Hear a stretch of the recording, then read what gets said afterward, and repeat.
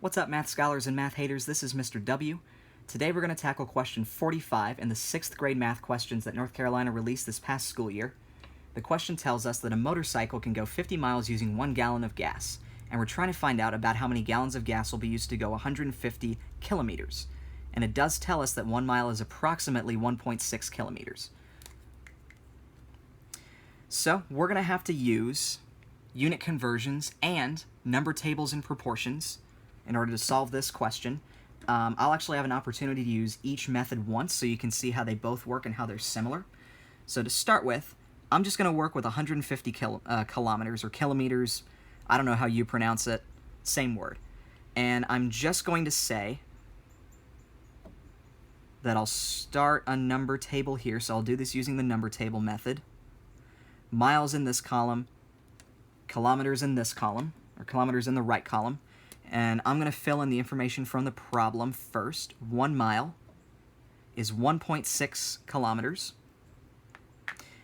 And so I fill in the rest of the information. 150 kilometers is how many miles?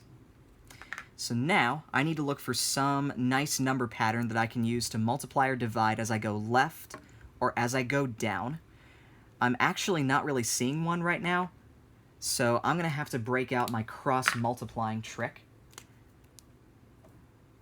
and say that I'm going to multiply 1 times 150, top left number times bottom right number, and say that that equals 1.6 times some number that I don't know yet, which is the number of miles that 150 kilometers equals. And at this point, I can go ahead and multiply these.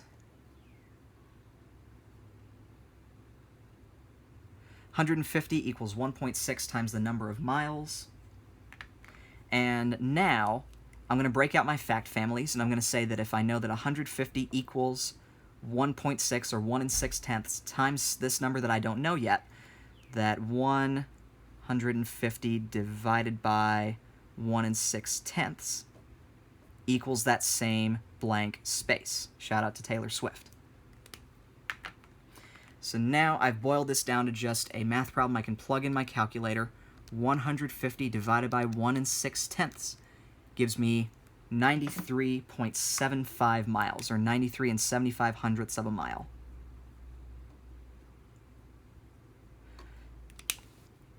Now at this point, I will cross this out, replace it with 93 75 hundredths of a mile, and I'm going to make another quick number chart. Actually, no, I'm not going to make a number chart because I said I wasn't going to. I'm going to put this in a proportion, and I'm going to say that if I go 50 miles on 1 gallon of gas, how many gallons is it going to take to go 93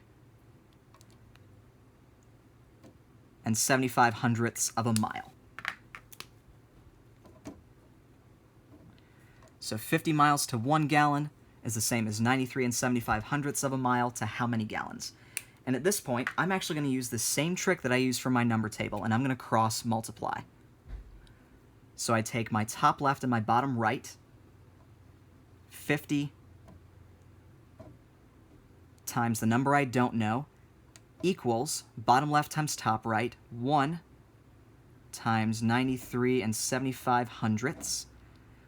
1 times 93 75 hundredths is just 93 75 hundredths. So all I know is that 50 times some number equals 93 75 hundredths. And I'm going to break out my fact families one more time and say that if 50 times something equals this, then this divided by 50 equals that unknown number.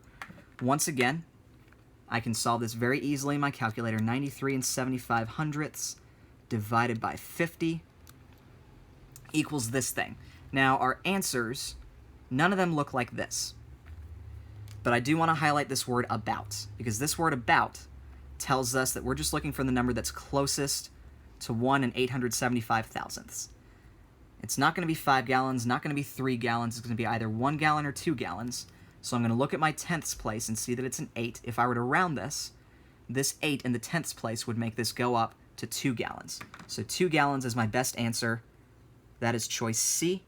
And I'm finally done with this question, and congratulations if you've been keeping up with these, because you'll have watched all of the 6th grade math questions.